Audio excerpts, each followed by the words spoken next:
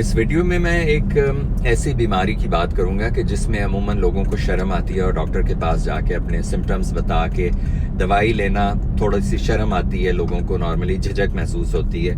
मैं बात कर रहा हूँ पाइल्स की, हेमरॉइड्स, और जिसे उर्दू में बवासीर भी कहते हैं। इसमें मुख्तलिफ इसके सिम्टम्स हैं। दो तरह की बवासीर होती है। एक ये कि जिसमें आपको पखाने के साथ खून भी आता है, और एक वो जिसमें खून नहीं आता।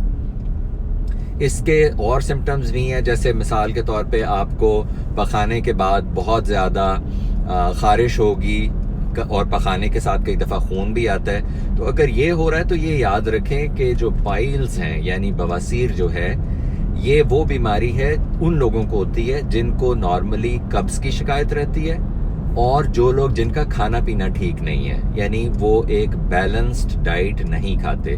तो बैलेंस्ड डाइट खानी सबसे ज़रूरी है, उसके साथ साथ वर्जिश करना ज़रूरी है।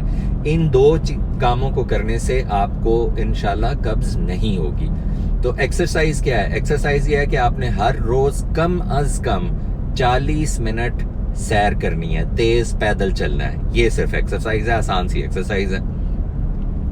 और खाने पीने में आपने क्या करना है? खाने पीने में आपने ये एहतियात करनी है कि आपने पानी ठीक ठाक पीना है। हर रोज पानी आपने इतना पीना है कि जो आपको पेशाब आएगा वो क्लियर होना चाहिए, यानी वो पीला नहीं होना चाहिए, उसमें कोई रंग नहीं होना चाहिए। तो ये एक सबसे जरूरी चीज है। दूसरी चीज, खाने में सफेद चीजें जैसे सफेद आटा, सफेद चावल, सफेद रोटी, सफेद डबल रोटी, ये नहीं इस्तेमाल करनी। आपने होल व्हीट चीजें, जिनको ब्राउन वाली कहते हैं, जो ब्राउन होती हैं, वो चीजें इस्तेमाल करनी है। उन चीजों के इस्तेमाल से ये होगा कि आपको अपने खाने में फाइबर इनफ मिलेगा। फाइबर मिलने से ये होगा कि आपको कब्ज नहीं होगी। तो इसका फायदा ये होगा कि आपको अल्टीमेटली वो सारी बीमारियां जो डाइजेस्टिव सिस्टम से एसोसिएटेड हैं वो नहीं होंगी। तो 2-3 एहतियातें हैं, वो करें, आपको इंशाल्लाह कब्ज नहीं होगी। कब्ज नहीं होगी तो आपको बवासीर या जिसे पाइल्स भी कहते हैं वो नहीं होगी।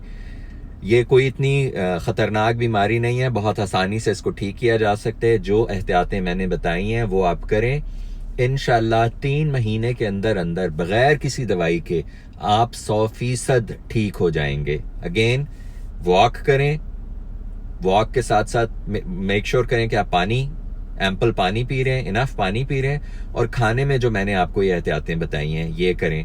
फ्रूट खाएं, सब्जियां खाएं, गोश्त बहुत ज़्यादा ना खाएं। तो ये सारी एहतियातें करें और आप इंशाल्लाह बिल्कुल ठीक हो जाएंगे।